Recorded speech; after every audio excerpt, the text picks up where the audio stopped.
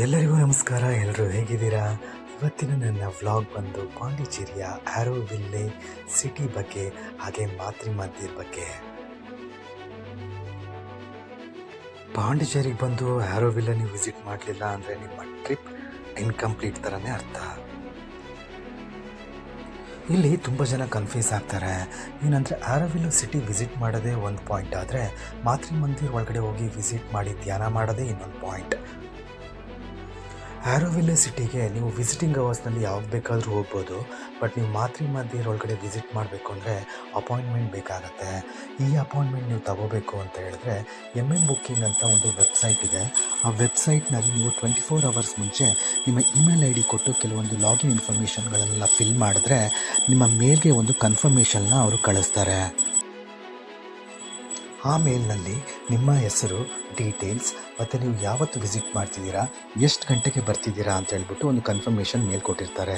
ನೀವು ಆ ಟೈಮ್ಗೆ ಹೋಗಿ ವಿಸಿಟ್ ಮಾಡಿದ್ರೆ ಮಾತ್ರ ನಿಮಗೆ ಮಾತೃ ಮಂದಿರ ಒಳಗಡೆ ವಿಸಿಟ್ ಮಾಡೋಕ್ಕೆ ಬಿಡ್ತಾರೆ. ನಾವು ನಮ್ಮ ಕಂಪ್ನಿಯಿಂದ ಟೀಮ್ ಔಟಿಂಗ್ ಹೋಗಿದ್ದರಿಂದ ನಾವು ಒಂದು ದಿನ ಮುಂಚೆನೇ ಬುಕ್ಕಿಂಗ್ ಮಾಡ್ಕೊಂಡ್ವಿ. ಬಟ್ ನಾವು ರೆಸಾರ್ಟಿಂದ ಹೊರಡೋದು ಲೇಟ್ ಆಗಿದ್ದರಿಂದ ನಮಗೆ ಮಾತೃ ಮಂದಿರ ಒಳಗಡೆ ಎಂಟ್ರಿ ಸಿಗಲಿಲ್ಲ ಅವತ್ತು.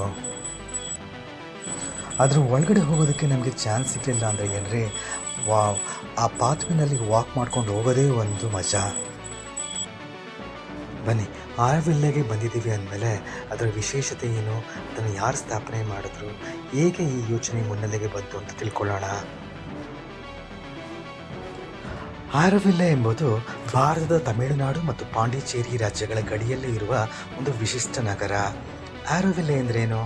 ಆರೋವಿಲ್ಲೆ ಅಂದರೆ ಸಿಟಿ ಆಫ್ ಡ್ರಾನ್ ಅಂತಲೂ ಕರೀತಾರೆ. ಇದನ್ನು 1968ನಲ್ಲಿ ಮೀರಾ ಅಲ್ಫಾನ್ಸಾ ಅಥವಾ ಮದರ್ ಅವರು ದೃಷ್ಟಿಯಿಂದ ಸ್ಥಾಪಿತವಾದ ಒಂದು ಪ್ರಾಯೋಗಿಕ ನಗರ. ಇದರ ಮುಖ್ಯ ಉದ್ದೇಶ ಮಾನವ ಏಕತೆ ಮತ್ತು ಆಧ್ಯಾತ್ಮಿಕ ಬೆಳವಣಿಗೆ. ಇದನ್ನು ಮದರ್ ಮೀರಾ ಅಲ್ಫಾನ್ಸಾ ಅವರು 1968ನಲ್ಲಿ ಸ್ಥಾಪನೆ ಮಾಡ್ತಾರೆ. ಈ ಆರೋವಿಲ್ಲೆ ತಮಿಳುನಾಡಿನ ವಿಲ್ಲಂಪುರಂ ಜಿಲ್ಲೆ ಪಾಂಡಿಚೇರಿ ಬಳಿ ಇದೆ. ಚೆನ್ನೈನಿಂದ 150 ಕಿಲೋಮೀಟರ್ ದೂರದಲ್ಲಿರುವ ಈ ವಿಶೇಷವಾದ ನಗರ, ಇದರ ವಿಶೇಷತೆ ಏನು?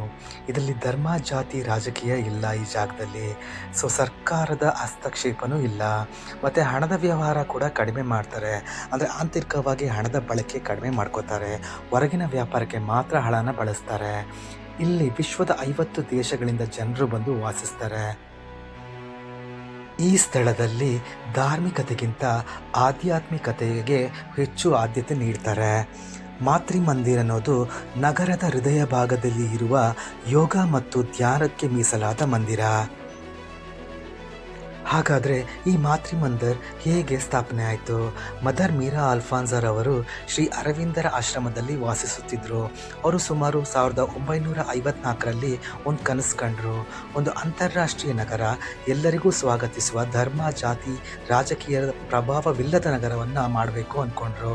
ಈ ಕನಸು ಆರೋವಿಲ್ಲೆಯಾಗಿ ಪರಿವರ್ತನೆಗೊಂಡಿತು. 1968ರ ಫೆಬ್ರವರಿ 28ರಂದು 124 ರಾಷ್ಟ್ರಗಳ ಪ್ರತಿನಿಧಿಗಳು ಮಣ್ಣನ್ನು ತಂದು ಆರೋವಿಲ್ಲೆಯ ಸ್ಥಾಪನೆಗೆ ಶಿಲಾನ್ಯಾಸ ಮಾಡ್ತಾರೆ. ಈ ಸ್ಥಳವನ್ನು ಸಿಟಿ ಆಫ್ ಡ್ರಾನ್ ಎಂದು ಕರೆಯುತ್ತಾರೆ. ಸ್ಥಾಪನೆ ಮಾಡಿದ್ದು ಮದರ್ ಮೀರಾ ಅಲ್ಫಾನ್ಸಾ.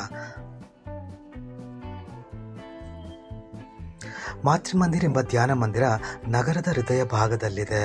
ಮದರ್ ಅವರು ಸ್ಥಳದ ನಕ್ಷೆ ತೋರಿಸಿ ಒಂದು ಬಯಲಿನಲ್ಲಿ ಇರುವ ದೊಡ್ಡ ಅಶ್ವತ್ಥ ಮರವನ್ನು ಕೇಂದ್ರ ಬಿಂದು ಎಂದು ಆಯ್ಕೆ ಮಾಡ್ತಾರೆ.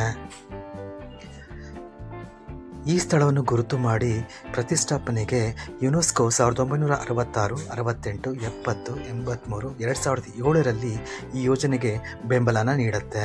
ವಿಶ್ವದ 50 ದೇಶಗಳಿಂದ ಜನರು ಬಂದು ಇಲ್ಲಿ ನೆಲೆಸ್ತಾರೆ. ನೀವು ಹಿಡಿದ ಪಾರ್ಕಿಂಗ್ ಲಾಟ್ನಿಂದ ಮಾತೃ ಮಂದಿರ್ ವಿಸಿಟ್ ಮಾಡೋಕ್ಕೆ ಆಲ್ಮೋಸ್ಟ್ 1.5 ಕಿಲೋಮೀಟರ್ ಇದೆ. ನೀವು ಯಂಗ್ಸ್ಟರ್ಸ್ ಆದರೆ ನೀವು ನಡ್ಕೊಂಡೋಗಿ ಆ ವ್ಯೂನ ಎಂಜಾಯ್ ಮಾಡ್ಬೋದು. ಇಲ್ಲ ಅಂದರೆ ನಿಮಗೆ ಅಲ್ಲಿ ಬಸ್ ಫೆಸಿಲಿಟಿಗಳು ಕೂಡ ಇದೆ. ನೀವು 1.5 ಕಿಲೋಮೀಟರ್ ನಡ್ಕೊಂಡು ಹೋಗಬೇಕಾದ್ರೆ ಲೆಫ್ಟ್ ಆ್ಯಂಡ್ ರೈಟ್ನಲ್ಲಿ ನಿಮಗೆ ತುಂಬ ಶಾಪ್ಸ್ಗಳು ಸಿಗುತ್ತೆ. ಅಲ್ಲಿ ಲೋಕಲ್ ಜನಗಳು ಮಾಡಿರುವಂತಹ ಪ್ರಾಡಕ್ಟ್ಗಳನ್ನ ಖರೀದಿ ಮಾಡ್ಬೋದು. ಹಾಗಾದರೆ ಈ ಆರೋವಿಲ್ಲೆ ನಗರ ಮತ್ತು ಮಾತೃ ಮಂದಿರನ ಮುಖ್ಯ ಉದ್ದೇಶ ಏನಪ್ಪ ಅಂತ ನೀವು ಕೇಳ್ಬೋದು. ಅದು ಏನಪ್ಪ ಅಂದರೆ ಮಾನವೀಯ ಏಕತೆ, ಆಧ್ಯಾತ್ಮಿಕ ಬೆಳವಣಿಗೆ, ವೈಜ್ಞಾನಿಕ ಮತ್ತು ಸಾಂಸ್ಕೃತಿಕ ಪ್ರಗತಿ, ಧರ್ಮ, ಜಾತಿ, ರಾಜಕೀಯದಿಂದ ಮುಕ್ತವಾದ ಜೀವನ. ಬನ್ನಿ, ಈ ಜಾಗದ ಸ್ಥಾಪನೆಗೆ ಕಾರಣರಾದ ಮದರ್ ಮೀರಾ ಅಲ್ಫಾನ್ಸಾ ಜೀವನದ ಬಗ್ಗೆ ತಿಳ್ಕೊಂಡು ಬರೋಣ. ಅವರು ಫೆಬ್ರವರಿ 21, 1878ನಲ್ಲಿ ಪ್ಯಾರಿಸ್ನಲ್ಲಿ ಜನಿಸಿದ್ರು. ಅವರ ಮೂಲ ಹೆಸರು ಬ್ಲಾಂಚ್ ರೆಚೆಲ್ ಮೀರಾ ಅಲ್ಫಾನ್ಸಾ ಅಂತ.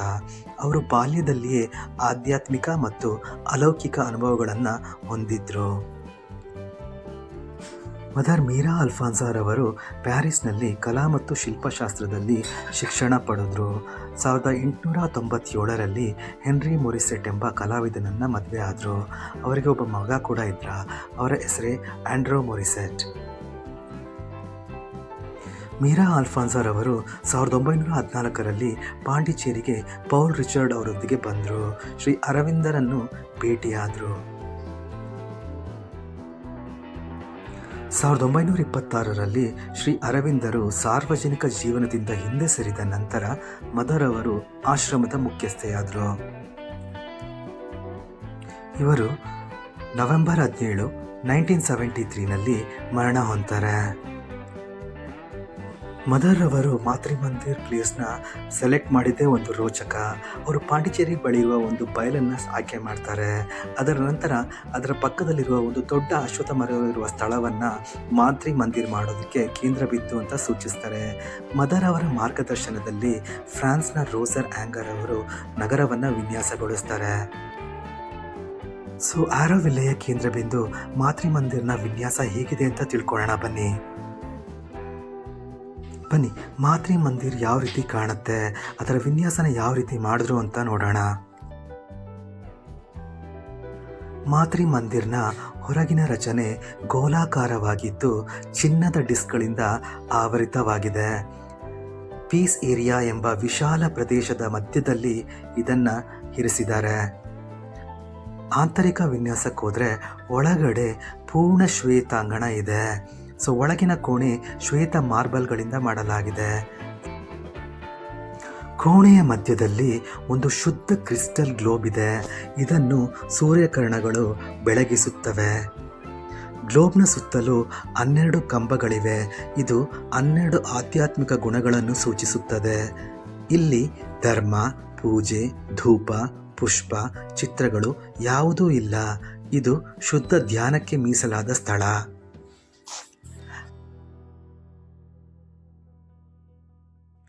ಮಾತೃ ಮಂದಿರ್ನ ಸುತ್ತಲೂ 12 ತೋಟಗಳಿವೆ. ಈ 12 ತೋಟಗಳು 12 ಆಧ್ಯಾತ್ಮಿಕ ತಾತ್ವಿಕತೆಯ ತೋಟಗಳಾಗಿವೆ. ಲೈಫ್ ಗಾರ್ಡನ್ ನೀರಿನ ಮೂಲಕ ಜೀವನದ ಮೂಲವನ್ನು ಪ್ರತಿಬಿಂಬಿಸುತ್ತದೆ. ಹಾಗೆ ಪವರ್ ಗಾರ್ಡನ್ ಎಂಬ ತೋಟಗಳಿವೆ. ಇದು ಜಪಾನಿ ಶೈಲಿಯ ತೋಟಗಳಾಗಿದ್ದು ಶ್ವೇತ ಮರಳುಗಲ್ಲು ಶಿಲ್ಪದ ಪಾತ್ರೆಗಳೊಂದಿಗೆ ವಿನ್ಯಾಸಗೊಳಿಸಲಾಗಿದೆ. ನಾನು ಆಗಲೇ ಹೇಳಿದ್ನಲ್ಲ ನಿಮಗೆ. ಪಾರ್ಕಿಂಗ್ ಲಾಟಿಂದ 1.5 ಕಿಲೋಮೀಟರ್ ನಡ್ಕೊಂಡು ಹೋದರೆ ನಿಮಗೆ ಈ ಮಾತೃ ಮಂದಿರ್ನ ವ್ಯೂವಿಂಗ್ ಪಾಯಿಂಟ್ ಸಿಗುತ್ತೆ. ಈ ವ್ಯೂವಿಂಗ್ ಪಾಯಿಂಟ್ಗೆ ಯಾವುದೇ ದುಡ್ಡನ್ನು ಕೊಡಬೇಕಾಗಿಲ್ಲ. ಇದು ಉಚಿತ. ನೀವು ಮೊದಲಿಗೆ ವಿಸಿಟರ್ ಸೆಂಟರ್ಗೆ ಹೋಗಿ 10 ನಿಮಿಷದ ಪರಿಚಯ ವಿಡಿಯೋವನ್ನು ನೋಡಬೇಕು. ನಂತರ ಒಂದು ಪಾಸ್ನ ಕೇಳಿ ಪಡ್ಕೋಬೇಕು. ಈ ಮಾತೃ ಮಂದಿರ್ ವ್ಯೂ ಪಾಯಿಂಟ್ಗೆ ಪ್ರತಿದಿನ ಬೆಳಿಗ್ಗೆ 9ರಿಂದ ಸಂಜೆ 5:30ರವರೆಗೆ ಟೈಮ್ ಇರುತ್ತೆ. ನೀವು ಆ ಟೈಮ್ನ ಒಳಗಡೆ ಹೋಗಿ ವೀಕ್ಷಣೆ ಮಾಡ್ಬೋದು. ವಯಸ್ಸಾದವರು ಮತ್ತು ನಡೆಯಲು ಸಾಧ್ಯವಾಗದವರಿಗೆ ಶಟಲ್ ವ್ಯವಸ್ಥೆ ಕೂಡ ಇದೆ. ಇನ್ನೊಂದು ಇಂಪಾರ್ಟೆಂಟ್ ಥಿಂಗ್ ಏನಪ್ಪ ಅಂದರೆ 10 ವರ್ಷದ ಕಡಿಮೆ ಮಕ್ಕಳಿಗೆ ಮಾತೃ ಮಂದಿರ್ ಒಳಗಡೆ ಎಂಟ್ರಿ ಇರೋದಿಲ್ಲ. ಇದನ್ನು ಒಂದು ನೀವು ಮೈಂಡಲ್ಲಿ ಇಟ್ಕೊಳ್ಳಿ.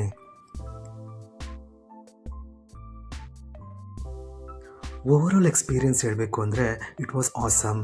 ಯಾಕಂದರೆ ನಾವು ಆ 1.5 ಕಿಲೋಮೀಟರ್ ನಡೆದ್ವಲ್ವ, ಇಟ್ ವಾಸ್ ವರ್ತ್ ಇಟ್. ಏನಕ್ಕೆ ಅಂದರೆ ನಾವು ಪ್ರಕೃತಿಯ ಮಧ್ಯೆ ಒಂದು ಮಿನಿ ಕಾಡಿನಲ್ಲಿ ವಾಕ್ ಮಾಡ್ತಾ ಇರೋ ಥರ ಆಗ್ತಾಯಿತ್ತು. ಹಾಗೆ ನಮಗೆ ಎಲ್ಲ ಫೆಸಿಲಿಟಿಗಳು ಇತ್ತು. ಫೆಸಿಲಿಟಿ ಅಂದರೆ ಏನು? ನಿಮಗೆ ಬೇಕಾದ ಶೌಚಾಲಯ, ಶಾಪಿಂಗ್ ಮಾಡೋಕ್ಕೆ ಅಂಗಡಿಗಳು, ಮತ್ತು ಬ್ರೇಕ್ ಪಾಯಿಂಟ್ಗಳು, ಫುಡ್ ಪಾಯಿಂಟ್ಗಳು, ಕಾಫಿ ಕಾರ್ನರ್ಗಳು, ನಿಮಗೆ ಎಲ್ಲನೂ ಇತ್ತು. ಕೊನೆಗೆ ನಾವು ಈ ಮಾತೃ ಮಂದಿರ್ ವ್ಯೂವಿಂಗ್ ಪಾಯಿಂಟನ್ನು ರೀಚ್ ಆದ್ವಿ. ನೋಡಿ ಎಷ್ಟು ಅದ್ಭುತವಾಗಿ ಕಾಣ್ತಾ ಇದೆ. ಇದೇ ನಮ್ಮ ಮಾತೃ ಮಂದಿರ್ನ ಗೋಲ್ಡನ್ ಗ್ಲೋಬ್. ನಾವು ನಡ್ಕೊಬಂದು ಈ ಪಾಯಿಂಟನ್ನು ನೋಡಿದ್ದಕ್ಕೂ ನಮಗೆ ಸಾರ್ಥಕ ಅನ್ನಿಸ್ತು. ಪೀಸ್ಫುಲ್ಲಾಗಿ, ಹಾಗೆ ಆ ಪ್ರಕೃತಿಯ ಮಧ್ಯದಲ್ಲಿ ವೆರೈಟೀಸ್ ಆಫ್ ಅರೋಮಾಸ್ ಕ್ಯಾಂಡಲ್ಸ್ ನೋಡಿ, ವೆರೈಟೀಸ್.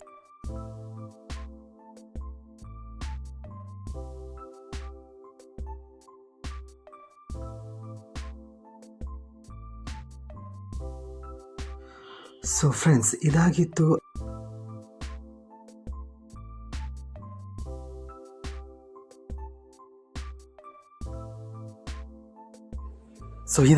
ಇವತ್ತಿನ ವ್ಲಾಗ್ ಆರೋವಿಲ್ಲ ಬಗ್ಗೆ. ಸೊ ನಿಮಗೆ ನನ್ನ ಚಾನೆಲ್ ಇಷ್ಟ ಆಗ್ತಿದ್ರೆ, ನನ್ನ ಕಂಟೆಂಟ್ ಇಷ್ಟ ಆಗ್ತಾ ಇದ್ದರೆ ದಯವಿಟ್ಟು ಸಬ್ಸ್ಕ್ರೈಬ್ ಮಾಡಿ. ಅದೇ ರೀತಿ ನಿಮ್ಮ ಫ್ಯಾಮಿಲಿಗೂ ಶೇರ್ ಮಾಡಿ ಚಾನಲ್ನ ಗ್ರೋ ಮಾಡೋಕ್ಕೆ ಹೆಲ್ಪ್ ಮಾಡಿ. Thank you so much. ಮುಂದಿನ ವ್ಲಾಗ್ನಲ್ಲಿ ಸಿಗೋಣ.